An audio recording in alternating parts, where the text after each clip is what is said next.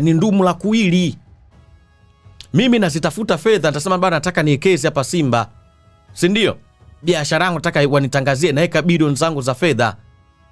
Hawa kesho watanitukana, watanidhalilisha.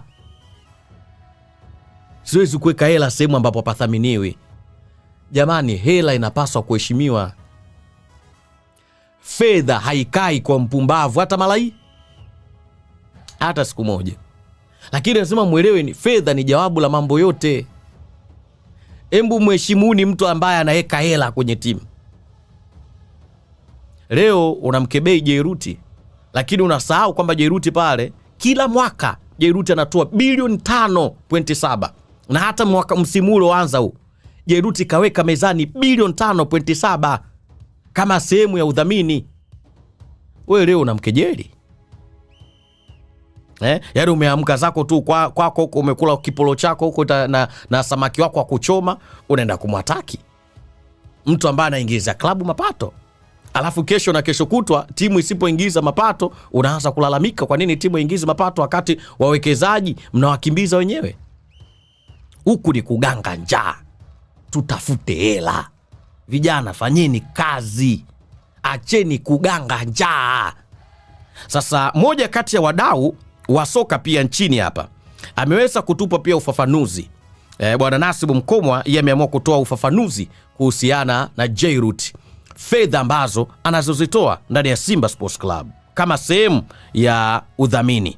Jairuti kwa mwaka ndani ya klabu ya Simba kwenye mwaka wake wa kwanza kwenye mkataba wa miaka 5 anatoa bilioni 5.7, na kwenye mkataba huo wa bilioni 5.7 kwenye mwaka wake wa kwanza kulikuwa kuna kipengele pia cha kusema anunue basi, ila sema yeye kwa utashi wake akaamua kununua basi la Iriza. Lakini pia kwenye mkataba wake kuna kipengele ambacho kinamzungumzia kwenye hiyo miaka 5 ajenge uwanja wa angalau watu kuanzia 10,000 mpaka 15,000. Sasa kwenye bilioni 5.7 ya mwaka wa kwanza, kila mwaka hiyo huwa inaongezeka asilimia 10 ya kile ambacho kimefanyika kwenye msimu uliopita ndani ya miaka 5. Kwa mfano, kwenye mwaka wa kwanza alitoa bilioni 5.7. Kwa hivyo kwenye bilioni 5.7 kwenye mwaka wake wa kwanza, mwaka wake wa pili itaongezeka kwa asilimia 10. Lakini pia kwenye mwaka wa tatu itaongezeka pia kwa asilimia 10 kwa ule mwaka uliopita, na mpaka mwaka wa 5 utakuwa unaongezeka kwa asilimia 10. Namna gani ambavyo Jairuti amejicommit na kutoa kiasi cha shilingi bilioni 38 ndani ya miaka 5 hiyo ambayo wamekubaliana kimkataba na Simba Sports Club. Lakini Jairuti kutokana na utashi wake, mapenzi yake na klabu ya Simba, kuna vitu ambavyo anavifanya nje ya mkataba.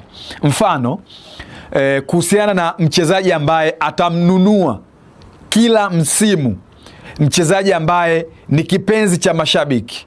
Hilo ni jambo ambalo halipo kabisa kwenye mkataba wake, lakini yeye anafanya kwa sababu ya kujicommit, ya kutengeneza mazingira, pia akafanya biashara, kwa maana ya kwamba watu wakavaa jezi ya mchezaji ambao wao wanamuhitaji. Yeye ametazama kwenye biashara zaidi kuhakikisha kwamba pia na yeye mwenyewe anafanya biashara. Lakini pia Jairuti kwenye msimu wake wa kwanza, mwaka wake wa kwanza, amewanunulia wachezaji wa klabu ya Simba zaidi ya 5 wa kigeni, magari. Hizo ni fedha ambazo hazipo kimkataba, lakini amefanya yeye kwa mapenzi, lakini pia amefanya hivyo kuhakikisha anaongeza motivation, anaongeza morali, kuhakikisha kwamba timu inafanya vizuri. Lakini yeye kwa sababu ni mfanyabiashara, anauza jezi, basi biashara ifanyike na biashara itokee. Lakini yeye kwa matashi yake na kwa ushabiki wake na kwa mapenzi yake na klabu ya Simba, ndio maana amesema kwamba kila msimu atanunua mchezaji kipenzi cha mashabiki. Msimu wake wa kwanza amefanya kwenye dirisha dogo, amekuja Ino Loemba. Fedha anatoa, mfano kama msimu uliopita hadaiwi chochote, na msimu huu najua pia hawezi kudaiwa chochote kwa sababu amejicommit na biashara, lakini pia amejicommit kuisaidia klabu ya Simba. Haya bwana, huyu bwana ndugu yetu bwana Nasibu Mkomwa akiweza kutupa ule ufafanuzi kuhusiana na kile ambacho anakifanya Jairuti. Lakini wakati huo pia wapo baadhi ya mashabiki wengine wa Simba Sports Club, wao moja kwa moja wameamua kuwashukia viongozi jumla ya kwamba ikitokea wamekosa ubingwa msimu huu hawatawaelewa viongozi. Yani hii timu ina shida hii.